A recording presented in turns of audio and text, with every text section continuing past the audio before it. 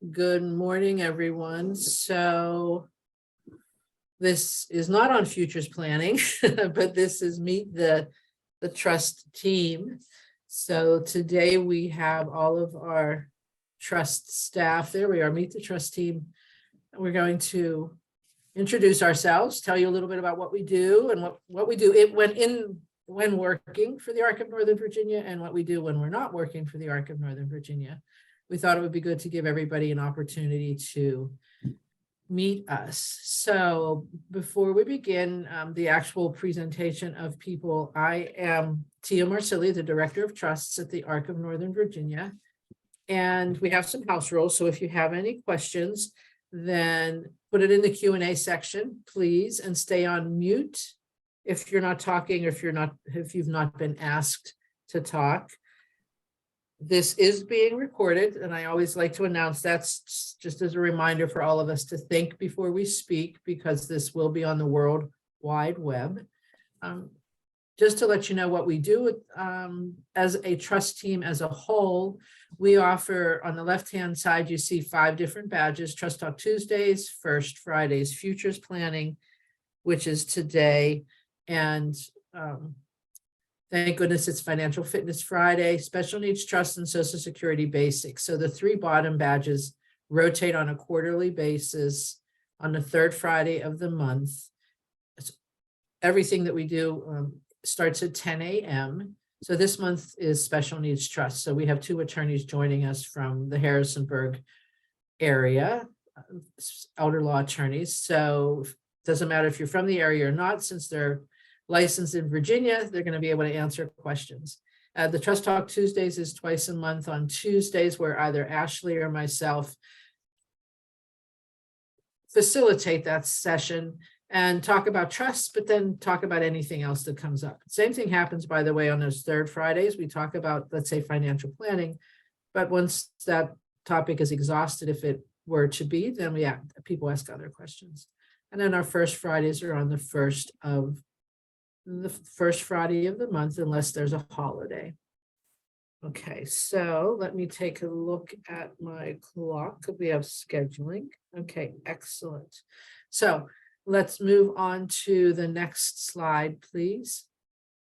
So somebody asked us to show a little hierarchical diagram of who we are within the office. So I'm the Director of Trusts, and Evelyn is my right hand assistant director of trusts, and Ashley Welch is client manager. So the 3 of us are primarily the people talking to family members, people with disabilities, attorneys, agencies, any other professionals, community organizations, et cetera, that have questions about what is a trust? How do I establish a trust? What's the difference between a trust and an ABLE account?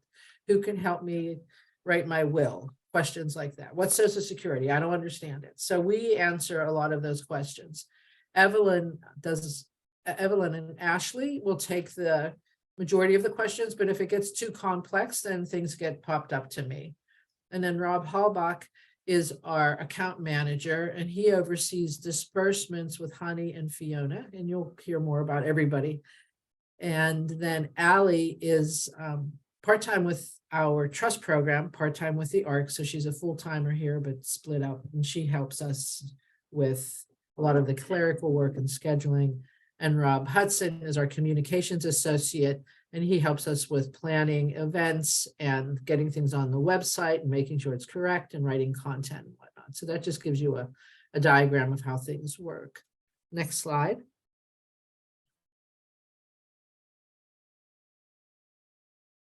So, all right, so I'm going to ask that we pop down to Fiona first, and we'll come back to me later because some people are under a time crunch here.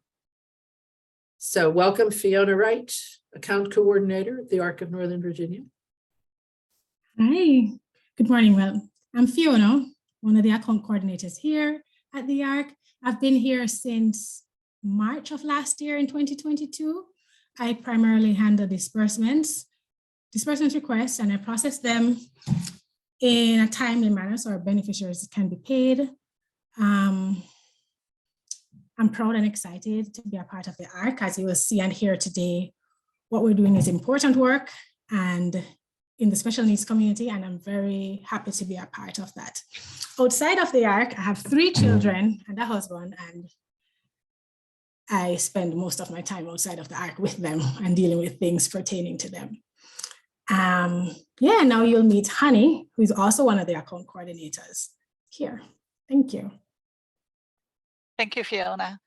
My name is Hani, and I'm the other account coordinator of the trust team, and I help people with using their trust funds. I've been with the ARC of Northern Virginia since October 2021, and I've worked with nonprofit accounting, budgeting, and reporting for about 20 years. Not because I find money itself that interesting, but it's really great to help people and organizations reach or work towards their goals with the resources that they have available to them. When my son was born with special needs about 16 years ago, the ARC of Northern Virginia was there with much needed information, and that's how I got to know the organization. My family and I really love the outdoors around here, and you can see a picture here of us kayaking, which is something we started doing during the pandemic. I think, I'm not sure who's next, frankly. It might be Rob Hellbeck. Okay. Hello, I'm Rob Hallbeck. I'm the account manager. I was introduced to the ARC a few years ago when our daughter was about to turn 18, and Fairfax County Schools directed us to a transition program, and really became familiar with the ARC and everything that they do at that point in time. Became the trust account manager in charge of primarily disbursements about 4 months ago, and have been working with Hani and Fiona to make sure everybody gets processed quickly and accurately and within the guidelines of what their trust plan says. I spent probably 30 years in corporate America and financial planning and analysis at a corporate level. And a couple of years ago, my daughter was having some health issues, so I took some time off, and now I'm back, happy to be with the ARC to help out with their mission. We really enjoy the beach and skiing, snow skiing, and as I said here in the page, we really like to go to Wintergreen Resort, where there's a really excellent adapted sports program that has really helped my daughter become an accomplished skier, all on her own, from the beginning with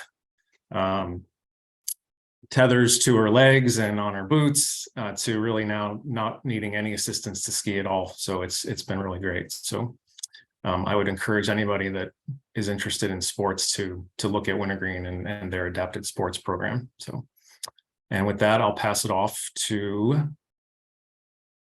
Evelyn. Hi, everyone. I'm Evelyn. I'm the Assistant Director of Trust in the Trust Department. I am primarily responsible, as Tia said, after you've met with Tia or Ashley and learned about our trust, I would be the one who would be your main point of contact. So if you have a trust with us or you're finishing up setting up a trust, I usually take over and I will communicate with you to make sure all of your documents and everything we need to finish the trust is complete. And then I become your primary point of contact if you just have, day-to-day trust questions about updating your addresses, contact information, if you need to amend your trust. And I handle deposits into the trust. So if you're sending a check or you are depositing via ACH, I would be the one who you want to contact so I can get that done for you. And then just generally any non-disbursement related question. So anything that Rob doesn't handle about payments, you can always come to me with questions and I will be able to help you out. I'm also the primary point of contact for any of our agency clients. So we serve a lot of agencies in Virginia, Maryland, and DC. So I'm the main point of contact for them with regards to all of their clients who have trust with us. So that's what I do here. You can always reach me if Tia is busy and you're waiting to hear back, you can reach me and I can try to get you help or answer your questions. And then personally, a little bit about me. I have been with the ARC for I think since I met Tia in 2012 after I graduated from UVA. And at that time, I didn't know too much about disabilities, but I wanted to do something that would be, impactful and rewarding. So I was lucky Tia hired me. And then I left a little bit in between to do another full-time job with IT, but I didn't really enjoy it that much. So I went back to Tia and said, "Hey, Tia, I want to come back. Are you guys hiring?" And like lucky for me at that time, she was. So I came back to the ARC, and since then, I think it was 2015. So it's been many years, and I enjoy working and helping with our families. I have a background in psychology and business, and I'm happy to be here with our team. Everybody does a really good job here. So that's a little bit about me and what I do. And the next person is Ashley.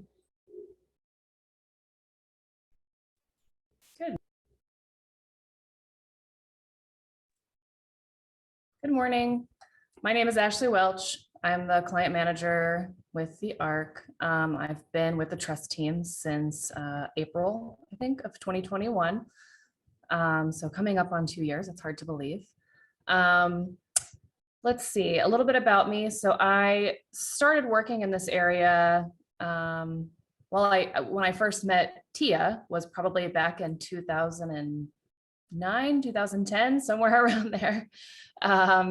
Actually working with Tia and her family as a personal care attendant. And Tia introduced me to the ARC, and I interned with the ARC for a little bit as I was working on my graduate degree in 2011. And then for about 10 years, I worked in supported employment and day support programs, helping families who were kind of making that transition from school to post-secondary life, whether that was, day support, supported employment. And then I also oversaw an individual supported employment program. And then again, came here in April of 2021. So I've really enjoyed working with the ARC. I've learned a lot from Tia about special needs trusts and financial planning and things that I didn't really understand before. So I've really enjoyed my time here. When I'm not working, I'm spending time with my family. I have 2 young children down there in the picture, Owen and Emma. I enjoy being outside. Went for a walk this morning, despite the fact that it was 29 degrees outside. And I also work full-time remotely. So if you contact me or you have a Zoom appointment with me, I am in Blacksburg, Virginia. So I've enjoyed the opportunity. So I will pass it on to our next person now. Allie?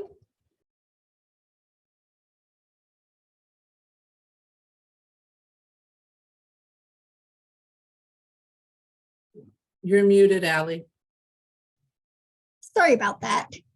I'm Allie Shelby, and I am the Director of First Impressions, and I have been with the ARC for 7 years now. And so like Tia said, I work part-time in the trust department and part-time at the front desk. So if you walk in, I will be right at the front desk greeting you. And I'm also I guess you would say your first point of contact to the trust team. So I help with scheduling appointments, or if you have questions about a Trust Talk Tuesdays or other events that can help schedule you for that as well. And a little bit about me is I personally have a disability. I was born deaf, and I wear 2 cochlear implants to hear. So I understand and relate to when it comes to advocating for yourself and for the services you may need or your children may need. So I'm very happy to be working with the ARC, who therefore help other people with providing information, resources, and everything they can so that everybody can live their life to the fullest. And then I will pass it along to Rob Hudson. Thanks the slide and it's like, oh, it's me. My name is Rob Hudson. I am a communications associate here at the ARC.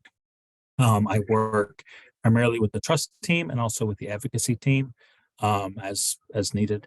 I've been here, I'm coming up on a year. Before that, I worked in special education with Fairfax County Public Schools. And before that, I did communications for 2 different schools at the University of Texas at Arlington, the School of Education and the School of Architecture, which was fun because I actually know nothing about architecture. So that was where I learned all my fake it skills.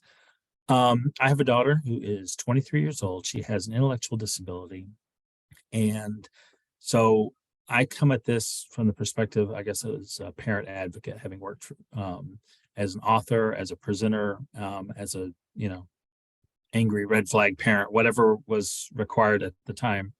And so now that she is an adult, I'm kind of starting over as far as knowing what I'm doing, knowing what's going on.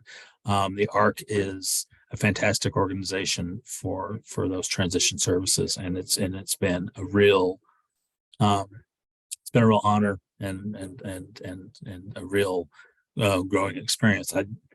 I always thought of the ARC as an advocacy group, and then when I started working here and really started digging into what everyone's doing, I realized that that's just part of what that's the public facing part of what the organization does. But there are programs like the Trust program in particular that are doing so much good work and need maybe a little bit more spotlight.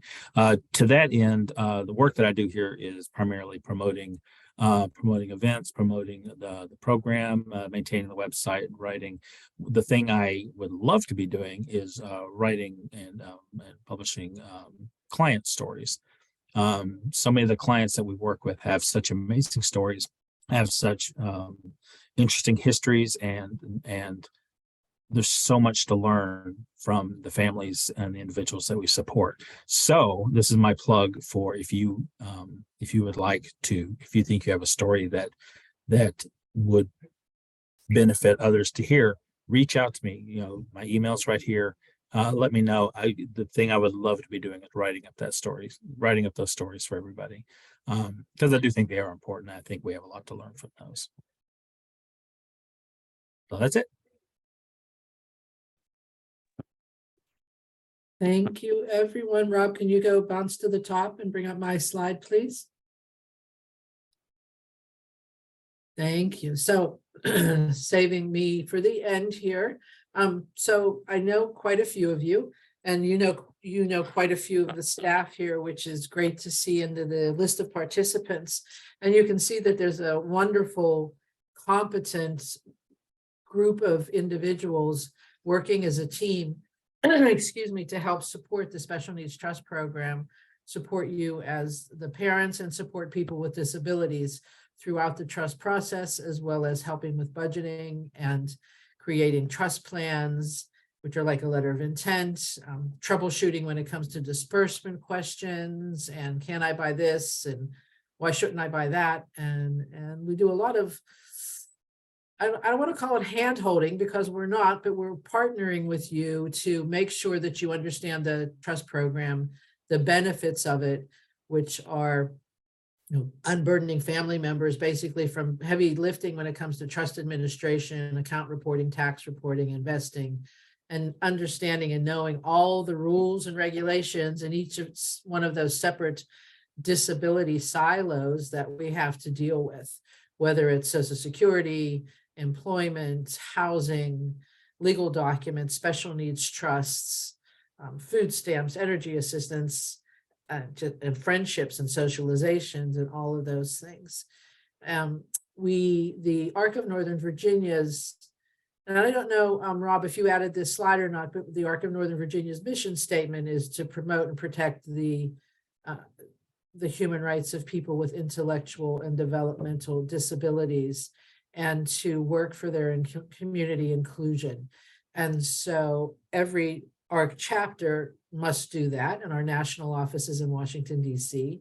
And then we're also required to do advocacy work, and we have Lucy Beadnell, who's the director of advocacy, who really heads up the local, state, and national advocacy efforts in collaboration with whether it's local organizations, our state chapter, or the national chapter. So she's very involved in connecting and communicating.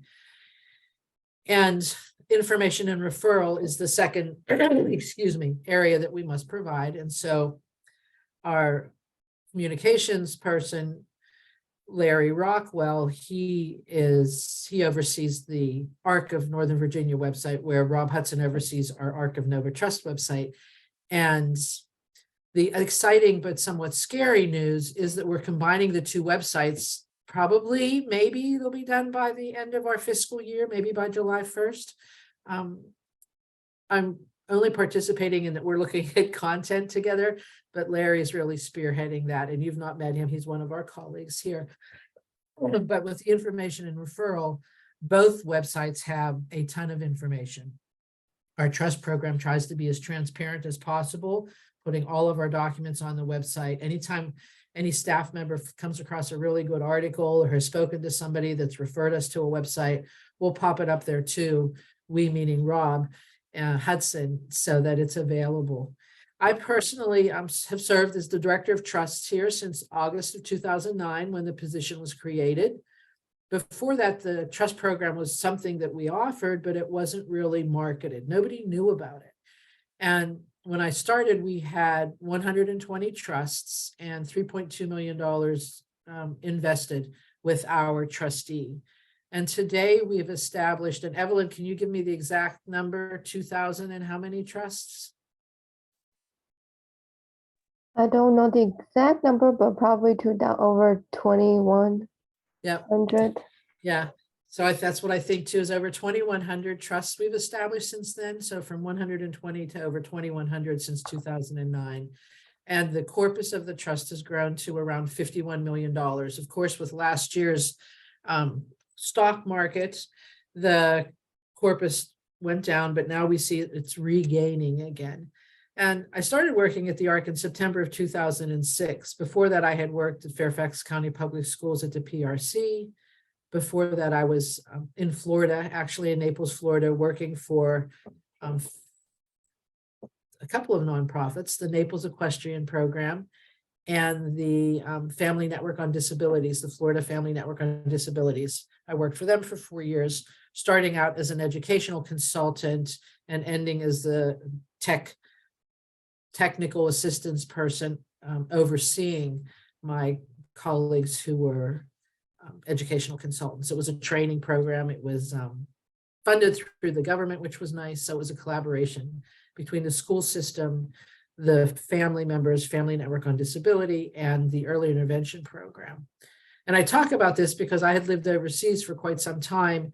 And when I came back to the States, the reason why I moved back with my girls, who are in the photo on the bottom, is because we had been living in Germany. Early intervention was phenomenal, but when it came to attending the public school system, that was just a total bust. Believe me, I tried. And so I moved them back, and I wanted to be at the beach and somewhere warm and sunny.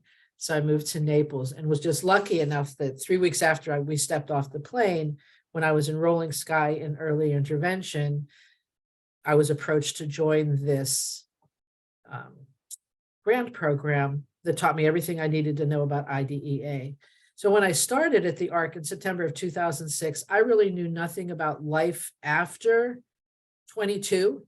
I could tell you everything you needed to know up to the age of 22, but I didn't know anything about it after that. And if any of you have ever picked up or looked at our magazine, I'm going to find it here, our publication called Empower, which is on our website, there's a little story in my little letter that says, that tells you that the first phone call I took at the Arc of Northern Virginia was from an elderly parent, an 85-year-old woman who said, I'm 85, my son is 53. What's going to happen if I die? And I said, well, ma'am, first of all, it's not if you die, it's when you die. And then I sadly had to put her on hold to bring a colleague over to answer questions because I knew nothing about the adult system. And so what you'll find at the Arc of Northern Virginia, beyond our Special Needs Trust program, is a transition series and a transition program, transition points, and transition guides that stem from birth to death, basically. 6 different guides from early intervention to special education, securing a future for your child with disabilities, employment, housing, and aging with a disability. So we're definitely a one-stop shop when it comes to information about having a disability and what needs to happen and what can I be doing, what should I be doing, when should I be doing it. People always ask when I have the futures planning presentations on our first Fridays and anywhere and everywhere else, because I present both locally, statewide, and nationally about futures planning and what do I need to be doing and when should I begin. I always say begin as soon as you can. The sooner you put a plan in place, the better, because we're always hoping for the best, but planning for the worst. If you have a plan, you can go back and change it.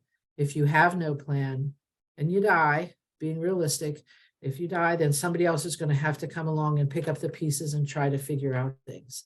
And wouldn't it be better to have a plan in place that is what you'd like to see happen and your loved one would like to see happen with their life, as opposed to somebody else trying to figure it all out. So in addition to presenting, I also provide consultations, as does Ashley and Evelyn at times, but primarily Ashley and I, consultations to families, attorneys, and other professionals, and then all of the presentations. I also work directly with establishing trusts with the parents, grandparents, siblings, the individuals with disabilities, the guardians, the courts, the powers of attorney, depending on who it is that's coming to us and where the money's coming from. And this is always a surprise to many people because our attorneys back in the day actually wrote the trust documents. It's a template. Just like if you went to an attorney to establish the trust, they're also working off of a template. So we have a template that went through the Department of Social Services in Virginia, the Attorney General's office in Maryland, and several courts in DC.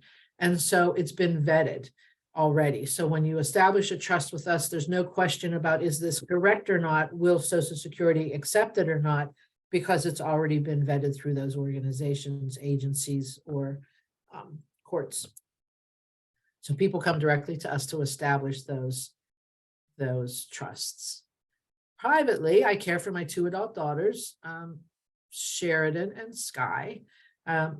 We manage their lives together. A lot of the talk in our household the last couple of years is about the fact that we're 3 adult women living together and we all need to share responsibilities.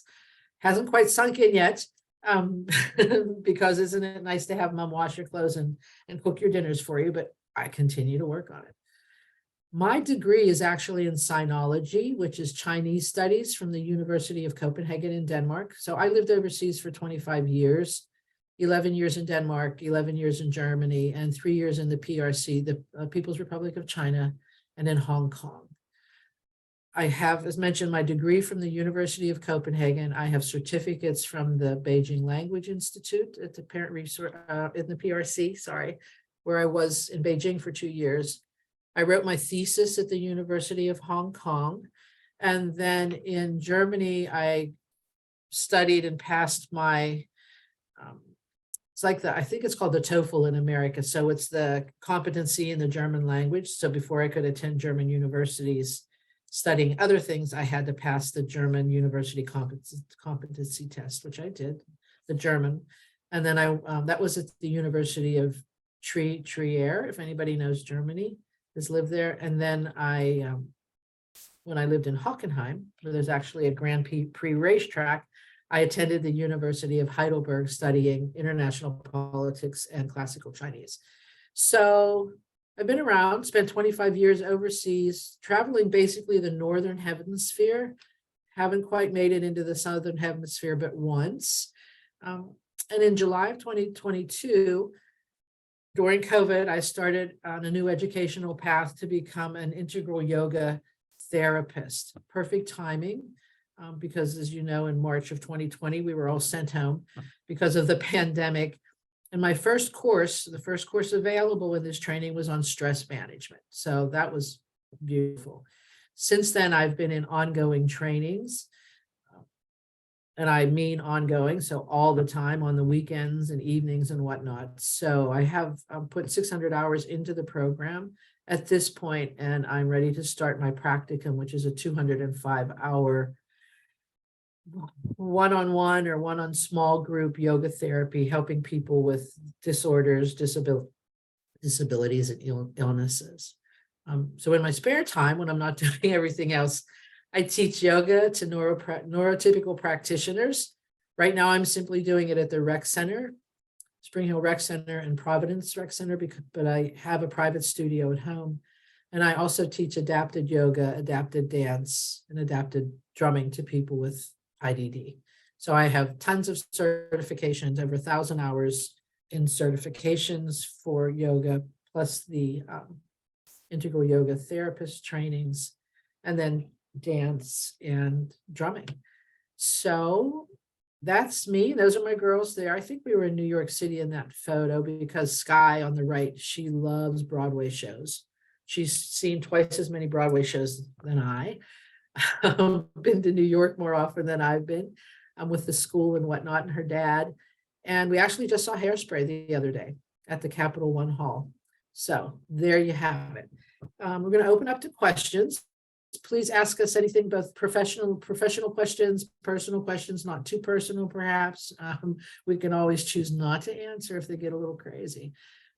So I see Mark Dixon. Mark's here from, and I think it's Gloucester. I think that's how you pronounce it, Mark. You'll have to correct me. He's an advocate for people with disabilities in the state of Virginia for the ARC of Virginia. So that's our state chapter in Richmond. And he's observing today to see what people are doing and learn more about the ARC and what we do here. Anybody have any questions for us? Just, you can raise your hand using the virtual hand at the bottom of your screen. Here we go. Okay, so I'm going to take off my spotlight. 1 second. And what's the next slide, Rob, after without our surprise, but without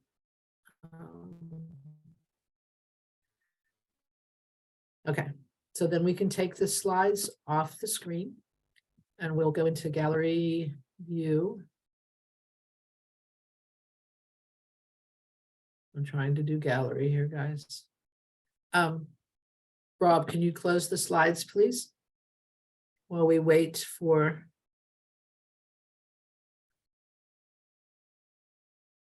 I'm trying to see how to turn this off. Okay.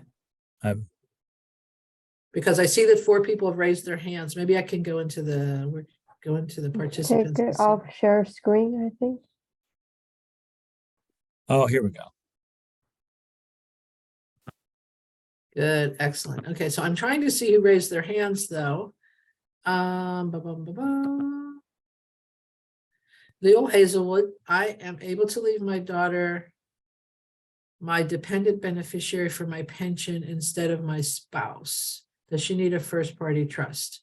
It depends on where that pension is coming. So different pensions have different rules. Sometimes you're able to direct the pension to a third party trust. Sometimes you need to direct it to a first party trust. So maybe if you shoot an email to us or let us know, let Allie or Ashley know in a directed chat to them, then we can look that up for you. Okay. P. Cheney, please explain the difference between trusts and ABLE accounts. Sure, I'll do that briefly. And so that you know, we have a presentation on our website, Rob Hudson, correct me if I'm wrong, on our website that is from our January 1st Fridays on special needs trusts and ABLE accounts, where we had, right, Ashley's nodding her head, yes, we had the ABLE, and Rob too. We had, I'm drawing a blank on her name. Not Rachel, what was her name? Oh my goodness. I can't remember her name, but she's a Virginia representative for ABLE. So I'm going to refer you there, but a special needs trust is a legal vehicle designed to protect the assets of and the benefits, the public benefits somebody is receiving, and it doesn't jeopardize any of their benefits. So, and it's there to, the third-party trust is there to receive, can be smaller amounts, but also larger amounts. So from your will, maybe you have a revocable trust of your own, life insurance policy, retirement accounts like Leo mentioned, annuities, things like that. So it's me, the parent, or you, the parent, directing your assets to a third-party special needs trust, and they're available for the individual, but they do not have direct access to them. There's that firewall in between the money in them so that they can maintain or apply for Medicaid, Medicaid waiver, subsidized housing, Social Security, food stamps, energy assistance. The first party trust does the same thing, but it's the individual's money, the person with disabilities money, that would fund a first party trust. Survivor benefit through the military, so SVP, alimony, child support at 18 and older, structured settlements, birth injury funds, those 5 things may be irrevocably assigned to a first party trust so that they do not count as income to the individual. That's the only legal vehicle out there that can accept those funds. And again, the trust can have $10 in them or $10 million in them. There's no limit. An ABLE account is meant to be a transactional account that was also meant to empower the individual with disabilities to manage their own money. If they're not able to manage their own money, then they have a representative who assists them with managing it. The funds in the third-party trust have the broadest use. They can pay for anything and everything, as well as gifts, taking friends out to dinner and things like that, if that's what the funders, the grantors of the trust wanted to have happen. First-party trust is for the primary benefit of the individual. So it's broad, but it's not gifting or gambling or political campaign contributions. So that has a little bit of limitations. The ABLE account also has those limitations. In Virginia, we can actually use the ABLE account to pay for room and board without it affecting SSI, which is not the case in other regions of the United States, although you would think it would be the same across the nation since Social Security is a federal program. So, and then there are limitations on how much money can go into an ABLE account, $17,000 annually. It's capped at, you want to cap it at less than $100,000 if the person has SSI. There are some tax benefits to an ABLE that a trust doesn't have. All of them require account reporting and tax reporting and investing or managing the money. So that's it in a nutshell. Oops. Suzanne asks, we have a family and self-funded trust for our daughter. She's 23 and in the CSB program in Fairfax under DD and mental health side of the house. How does the ARC work with the CSB? So Ashley, I'm going to have you answer that question. We'll toss the questions around for different people to answer. Okay.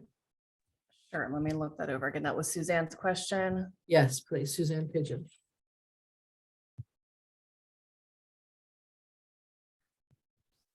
Well, it depends on which aspect of the ARC, I guess you're working with. So if it's the trust team, we might refer you to maybe the services department. So our services team works directly with Fairfax Community Services Board to oversee clients who have a DD waiver.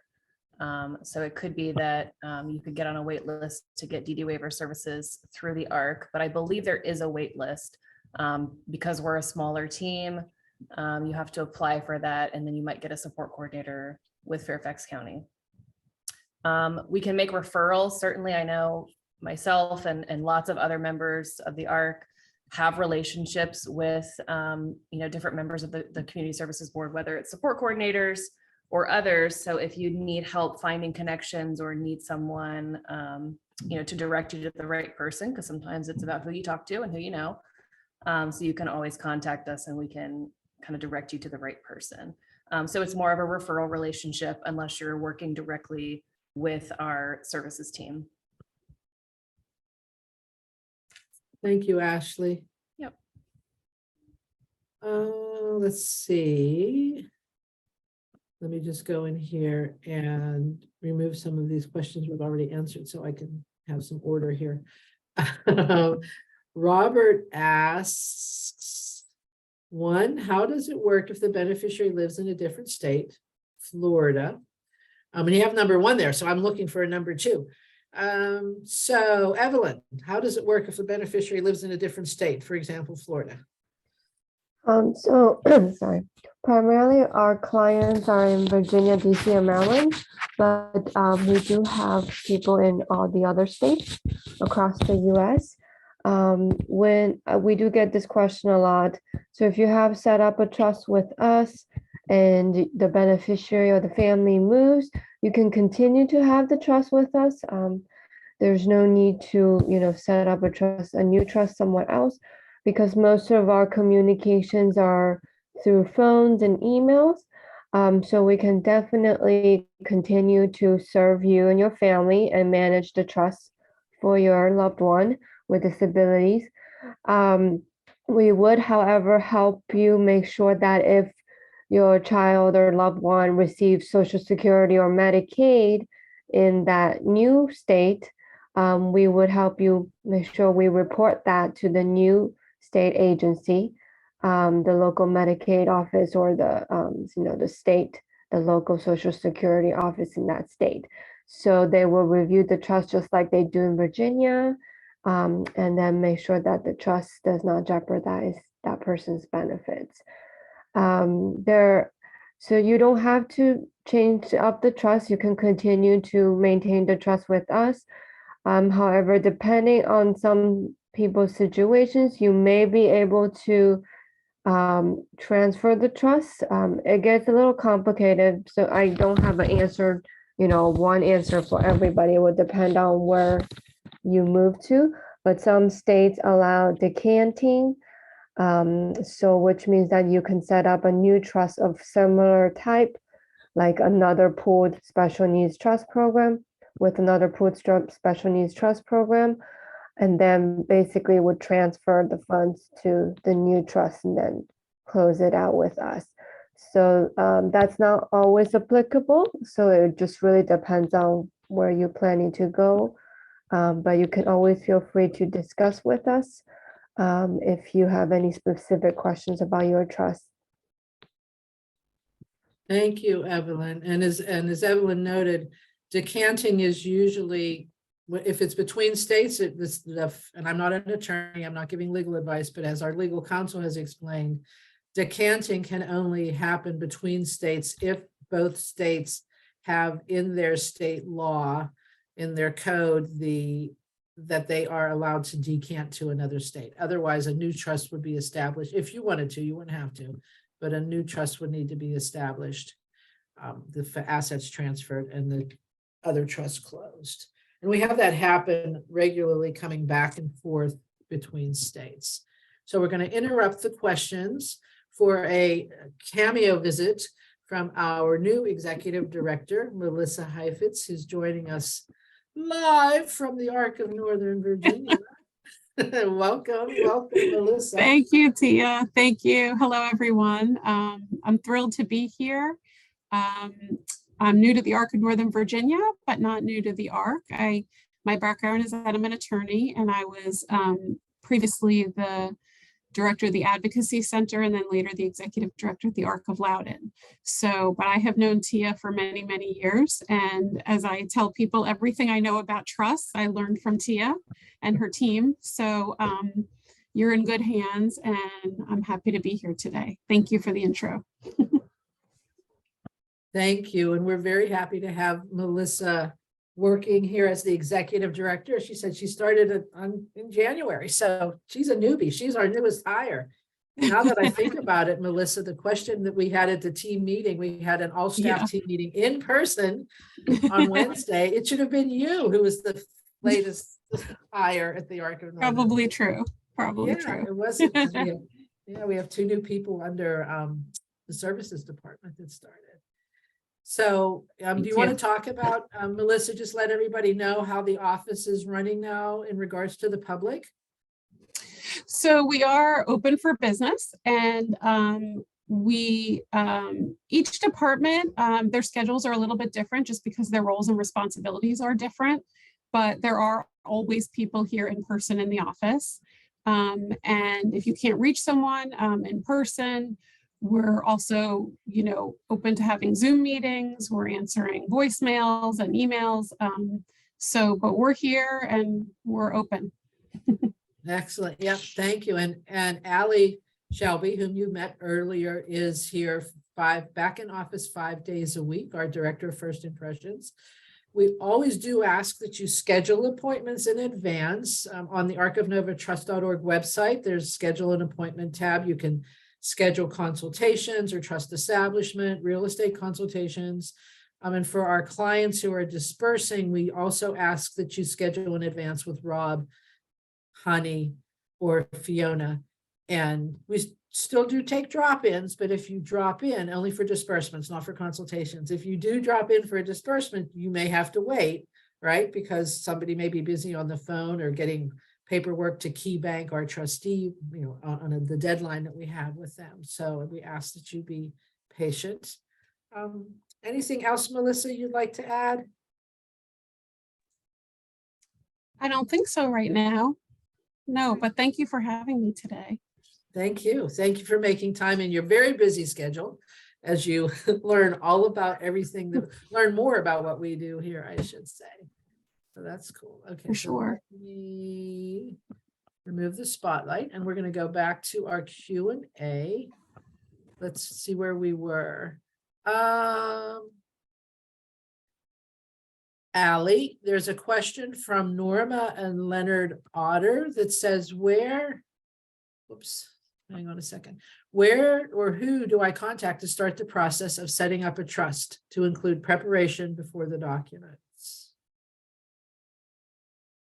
Yeah, so that's something I can help you with. You can either contact me by phone or email, and depending on the appointment, whether you want to schedule a one-on-one consultation first, or if you are ready to move forward with the trust establishment, I can help you with both. And with the trust establishment appointment, I will help prepare the documents for you, and will reach out to you about all the supporting documents and information we need in order to prepare the document in advance of the appointment. You can also go to our website and schedule an appointment on our website, but I will put my contact information and the link in the chat box for everyone who needs it. Thank you. And then Marion Sims also had a question in that same direction. So Marion, as Allie explained, either go to our website or call her. She's at extension 101. She said she'll put her contact information in there. The first step, so what we usually do, and so this is for Marion and others, also similar to what Melinda Ray is asking. And congratulations, it's always wonderful when our children exceed our expectations. And she's working and earning well. You want to look at the videos on our website. We have very short videos, 3 to 5 minutes on first party trust, third party trust, how to manage a trust, and what we do in this situation, how we help you put things into place. And then the the webinar recording from January on Trust and Able. But what we ask people to do is go to the website, read the documents, just peruse our site, check things out. And then we offer Trust Talk Tuesdays twice a month facilitated roundtables where we talk a little bit about trusts, or Ashley or I introduce special needs trusts, what they are, just the basics. We always assume that people know nothing. We started a zero baseline because there are always some people that really are brand new to this and others that have more experience. And then in those Trust Talk Tuesdays, people can ask us anything about any disability system. And if we don't know the answer, usually we do, but if we don't, we do work with other people throughout the state, Commonwealth, or District of Columbia to get the answers that you need. So Melinda, I'd recommend checking out our website, joining a Trust Talk Tuesday or 2 or 3 or 4. They're free, so come in as often as you want, and then schedule a free consultation so that you'll have then at that point very specific questions, and you'll get a lot more out of that consultation than if you come in with no knowledge. Although we welcome that as well. If you don't want to do the legwork, can't do the legwork, that's okay too. You know, we work with you from wherever it is you're coming at us, so to speak. Ian asks, if a live-in attendant is required for the person with disabilities, will the attendant still be liable to pay a portion of the utility bills, or will the SNT pay for that? Well, that depends on whether it's a first party or third party trust. For the third party, or what we call family funded trust, if the grantors say that the trust can be used to pay all the utility bills to supplement government benefits, which may include paying the utility bill, then we can do that. Or, you know, if there's an attendant living in the household or in the apartment or condo or whatever, the trust is to pay for it. On a first party trust, we have to follow Medicaid rules and Social Security rules in that it's for the primary benefit of the individual. And so we would have even though that attendant is there to benefit the individual, if the individual had supplemental security income, it would be still reportable to Social Security, and they may reduce the SSI. If the person has Social Security disability, we could probably make the argument, we'd ask you to write a justification as to why you'd want that trust to pay the utility bills and not have the attendant do it. So as you can see, it requires an in-depth knowledge of not only special needs trusts, first or third party, but also Social Security rules and Medicaid rules, as well as if there's a housing voucher involved in this situation. So I can't give you a short, definitive answer because I don't have all those details. So a Trust Talk Tuesday would be a great time to ask that question again.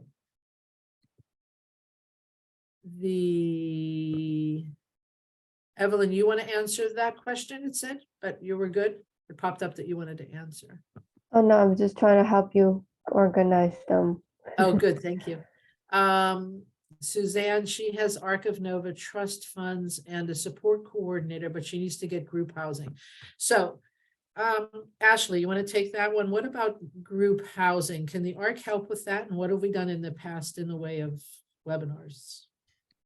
Yes, so we have done, so back in July and August, we did a 2-part series on housing that might be beneficial for you. So those are on our website. I think Evelyn or Allie had already posted the link to that. So if you go back to our website and look at our videos, there's 2 in-depth presentations that we've done.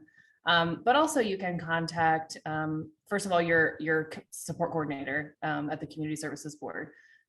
They can be the ones who can help you locate housing options, whether it's group home or supported residential, or if she has a waiver, you know, paying for something a little bit more different through the waiver. So there's lots of different options depending on what you're looking for. So the first place I would start would be the support coordinator. And if you're not getting help there and you want other resources, you can also contact Lucy is an excellent resource at the ARC always, and has lots of different ideas for planning. DBHDS or DMAS are also other options where you can go and look for resources as well. So thank you, Ashley. Yeah, excellent. And look at those 2 videos that Ashley, the 2 webinars, because those were specific to housing and a variety of housing options. I forget what we called it, Ashley, but it's, you know, thinking out of the box, right? The housing is no longer living at home or with a sibling or living in a group home or an institution, which there were few and far between and limited number of beds anyway.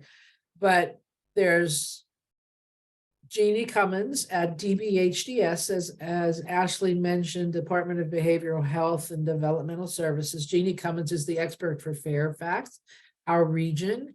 If you're outside of Fairfax, Falls Church, go to the DBHDS website and they have a map that tells you who your representative is for your region. And in addition to group homes, there's sponsored residential now. I'm a sponsored residential provider, for example. I'm licensed to provide services to up to 2 individuals with an IDD and a community living waiver. So I really love that option as opposed to, so it's 2 people max, whereas a group home is 4 people. The individual would still be living with a family member. It's much more individualized and person-centered, even though all services should be person-centered.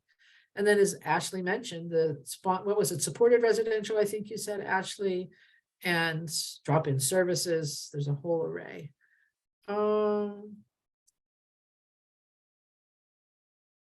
Rob Hallback, I have my screen up. I think you're still there. Rob, can you take Laura Holland's question, read it aloud, and then answer it, please?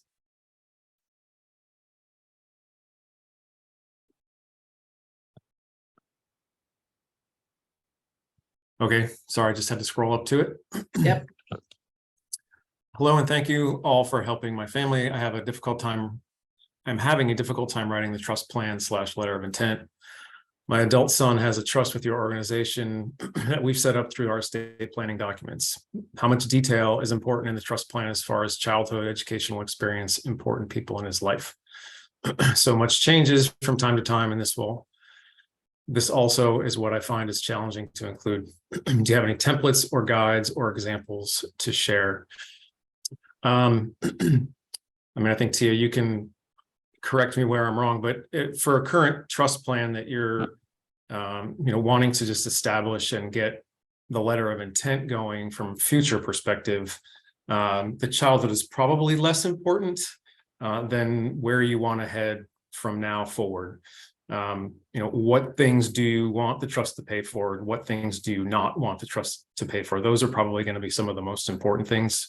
Certainly living situation, current benefits being received, housing situation, things like that are important. I think, childhood is probably a little bit less important at this time, unless there's something specifically relevant and you think we should know about. And that is all correct and true. It is,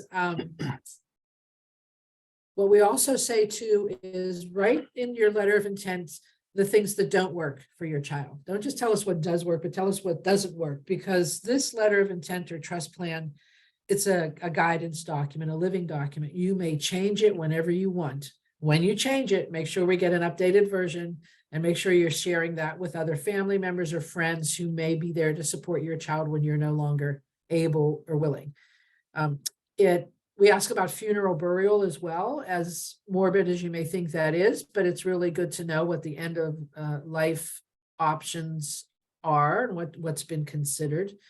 And we have the trust plan on the website, parts A and B. Part B is what Rob and his team look at every day, because that is the benefits, employment, insurance, and the budget, which Rob and his team would help you create. Of course, if it's unfunded, if there's no money in the trust now, then the budget can remain blank, but you might still want to add on the final page what or which organizations or which businesses you'd expect the trust to be dispersing funds to, like Verizon or the therapist or whatever. You can use our template, or you can simply put letter of intent in the search engine and you'll get 1 million hits probably. Usually they're coming from insurance companies, so you're going to have to add your email address and then they'll send you a template. So, and other people have also simply written Word documents telling us all about the child, addressing those categories that Rob mentioned.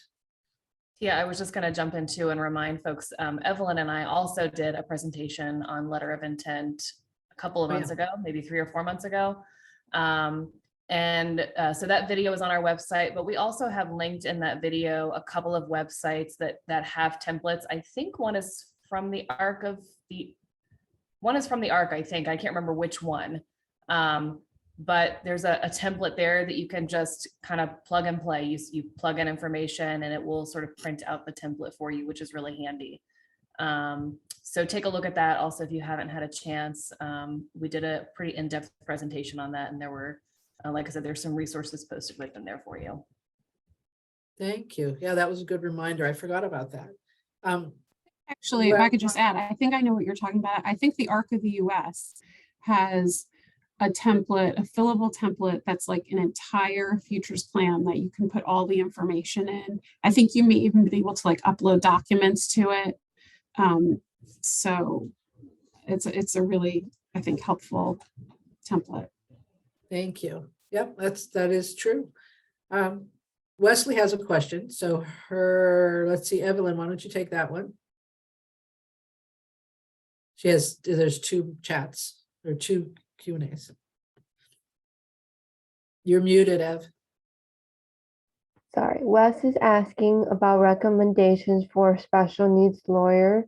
Her lawyer is retiring, and she's looking for someone who specializes in special needs planning and estate planning, particularly for a widowed aging parent, if possible, or a financial planner.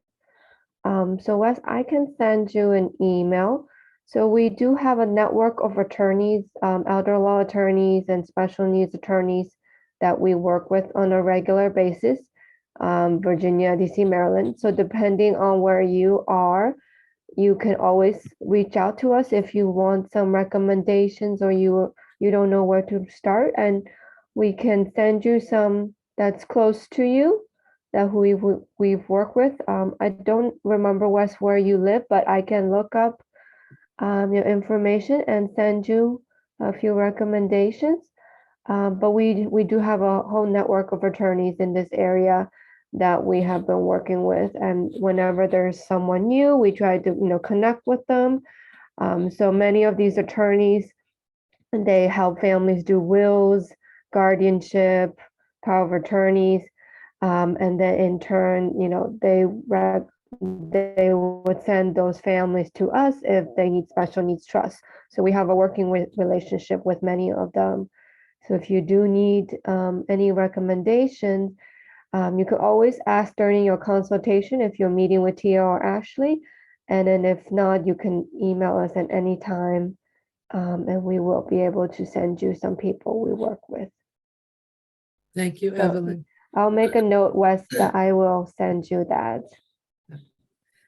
Ashley, would you take the anonymous attendee question, please? Absolutely. So Anonymous is asking, what is the timing or timeline in setting up a personal trust? So I can only speak to a timeline if you're establishing a trust with the ARC. If you establish a private trust with an attorney, you'll work with your attorney on that.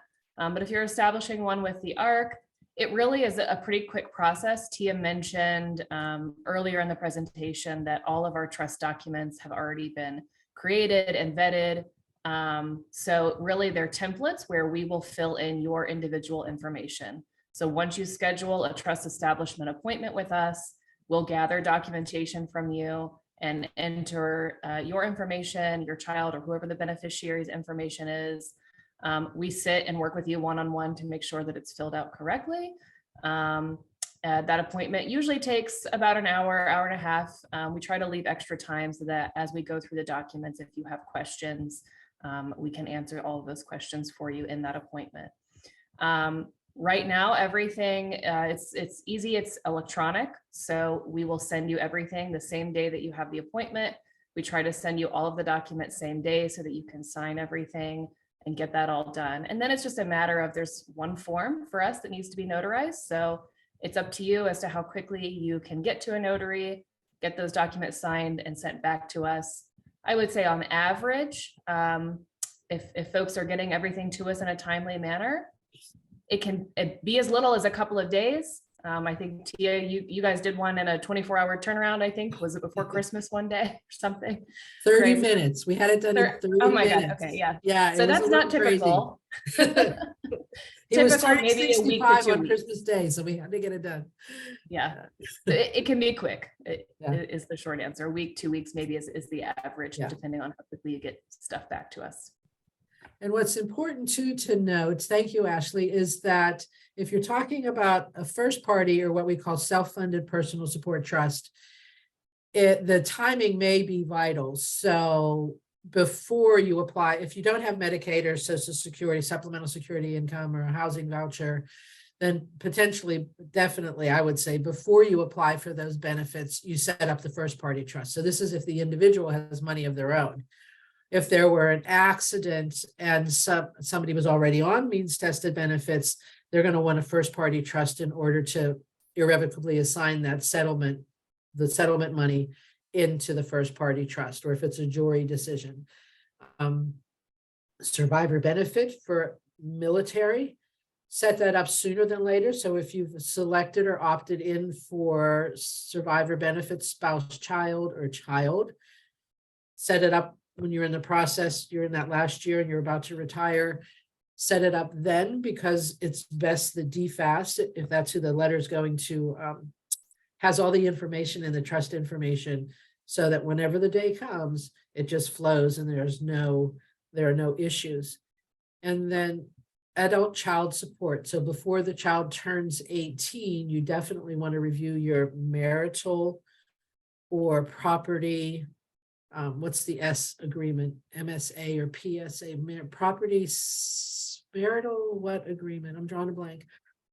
But many attorneys, and we're trying our best, but many family law attorneys don't understand special needs and means tested benefits. And so they have child support paying out until the age of 19, which will then jeopardize SSI, potentially Medicaid, depending on the spousal support and Social Security benefits and whatnot. So you always want to take a look at your PSA or MSA, or if you're in the process of divorcing, you want to talk to us first so that you know how to write that, so that adult child support on the first of the month in which that child turns 18 is being directed to a first party trust. So again, rules and regulations, right? You want to be aware of what you're doing here. Stefan. This is an easy one. Allie, do you know the answer to this question? Do you know the answer to Stefan's question? We're training her to do more and more trust work, but I don't know if she's aware.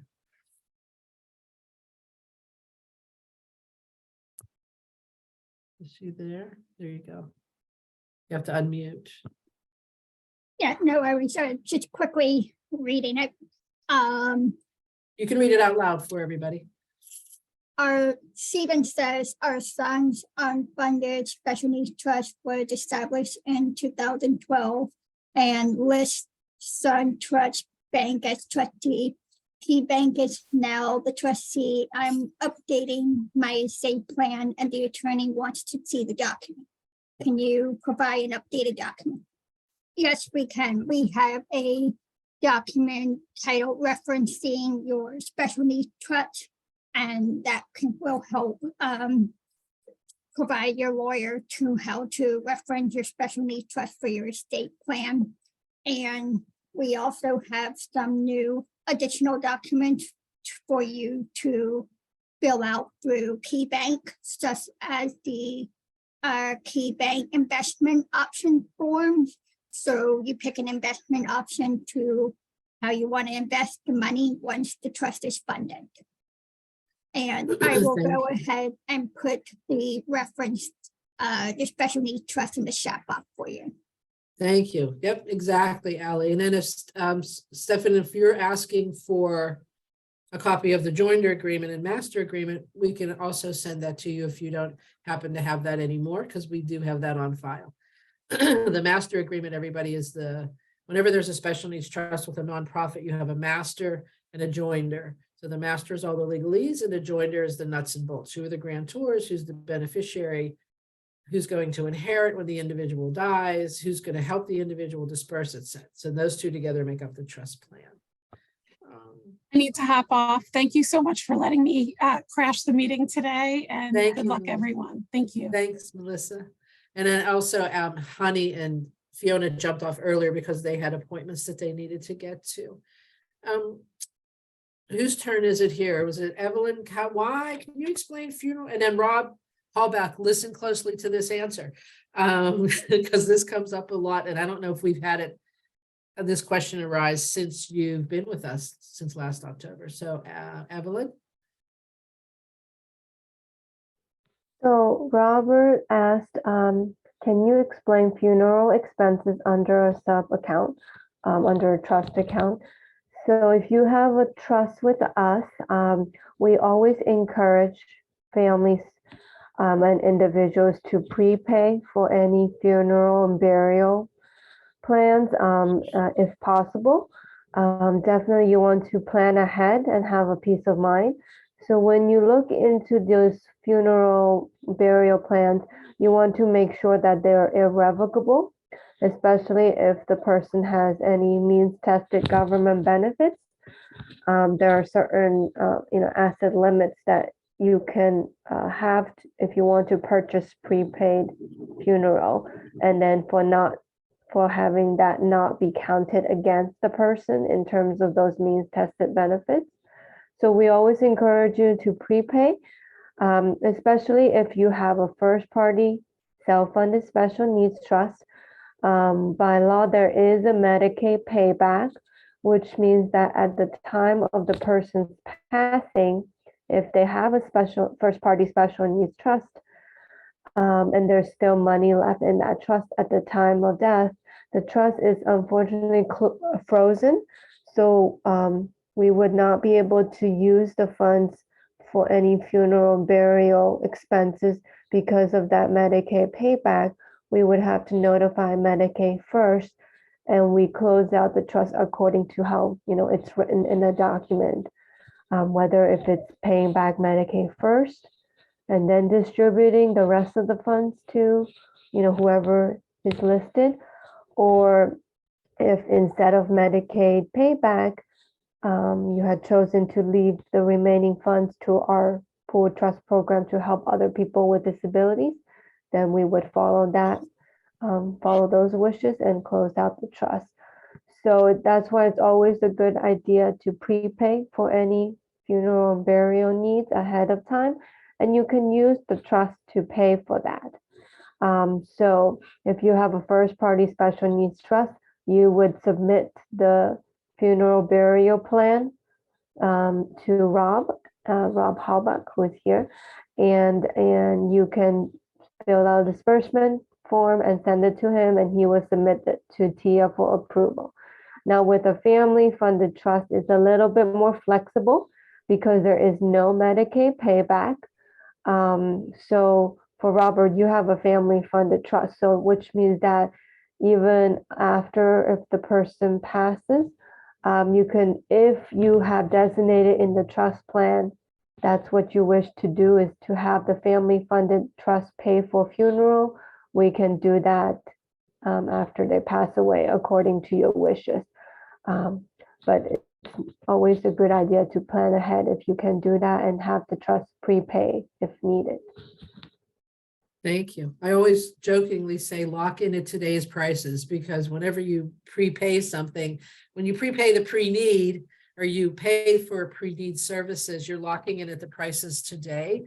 Now, some funeral homes have gone back and asked for a little bit more, but normally they don't. But it's really important if you have a first party trust to purchase pre-need, whether it's funeral, burial, cremation, donation to science, or a irrevocable burial insurance. And we work with some different organizations that do that. Ashley, you want to quickly answer the question from Stephen, Stefan, I can't remember how to pronounce your name. Yeah, the type of trust that I was talking about, so Stephen's asking, is there a type of trust that can be accepted or can be created to accept an unexpected inheritance? So that's what Tia was mentioning earlier, is a first party special needs trust. And that is a type of trust where it's the individual's own money. So whether it's an unexpected inheritance, SBP benefit, as Tia mentioned, adult child support, winnings from the lottery, anything that it belongs to the beneficiary can go into a first party special needs trust if something wasn't already directed to a third party or can't be directed to a third party trust. And you'll hear, we hear often Social Security will say, spend it down or create an ABLE account. Well, there may be way too, I mean, to me, that's wasteful spending it down. If there's a chunk of money, then put it into a special needs trust or an ABLE, depending on the situation and what you need. Spending it down just, that happens way too frequently. And when you hear that, it's usually because the person at Social Security doesn't understand the fact that there are options out there besides spending down the money to make you eligible for Social Security. Lil Hazelwood asks, when your child transitions from supplemental security income to Social Security disability insurance, do they go from Medicaid to Medicare? No. When somebody switches, and if they have Medicaid, they may potentially be able to maintain, though they would usually maintain the Medicaid for at least the 2 years because it takes 24 months for the Medicare to kick in. You can be dually eligible under Medicaid and Medicare. And in particular, if you have a Medicaid waiver, which is long-term care Medicaid, you'll definitely be dually eligible under Medicaid and Medicare. So again, there's no simple answer to the question. It really depends on what other benefits the individual has, how much the Social Security disability, survivorship, retirement is, etc. Melinda, so Evelyn, I think it's Evelyn's role up there. Can someone have both a private and third-party trust? By private trust, if you mean a trust that you set up with directly with an attorney or bank and you name your own trustee, yes. So actually for special needs trusts, if they are written, properly, an individual can have an infinite number of special needs trusts, whether if it's a first party, aka self-funded trust, or a third party, the family funded trust. So, John, who is the beneficiary, can have a private trust that mom and dad set up with an attorney, and he can also have another third party trust with the Arc of Northern Virginia. He can have many more if, the family situations, depending on what everybody wants. Or you can just have one. You can have both a family funded and a self-funded trust at the same time, because the sources that are going into each of them are different. So you don't want to commingle the funds. You want to make sure that third-party money goes into the third-party family-funded trust, and then the individual's own money, if any, goes into a self-funded first-party trust. And then where you go to set up special needs trusts really just depends on your situation. But you can always come to us if you need someone to talk to you about all the options. That's what Tia and Ashley's consultations are for. But yes, you can have an infinite number and multiple special needs trusts going on, as well as an ABLE account too at the same time. Thank you, Evelyn. Ashley, you want to take John's question? So, John, you're saying I set up a special needs trust a few years ago. How can we find out where the money is and how can we transfer it to the ARC? So I'm assuming, John, that you mean you set up a special needs trust through an attorney, a private special needs trust. I guess my question to you would be, did you fund it or did you not fund it? So if you did, then you might have set up a bank account somewhere, or your attorney maybe helped you set up a bank account where funds are held as in trust. So that would be my first question to you is, did you fund it or not? Most people, if it's a third party trust, aren't funding these types of trusts until they pass away through their last will and testament. So often people will set them up and it's just an empty vessel, that isn't going to be funded until you pass away. Whether you did or did not, there's a different process for transferring it. Tia mentioned earlier decanting. So if your original private trust was set up in Virginia, and the trust was funded, there might be a decanting process that you would use to create a new trust and decant and then transfer the funds in the old trust to the new trust. If your trust was never funded, however, you don't really need to do anything with that. If you had created a bank account, maybe you want to close that account. And then all you would need to do is just set up a new trust with the ARC and then work with an attorney to name the new trust in your estate documents, or however you're going to be funding that, whether it's a life insurance policy, retirement account or something like that. Then you would update the beneficiary designations. So as with so many of the other questions, the answer just depends on the situation and what's going on there. Yeah, exactly. Thank you, Ashley. Yeah, so more detail would be beneficial. Hopefully you have a copy of that trust.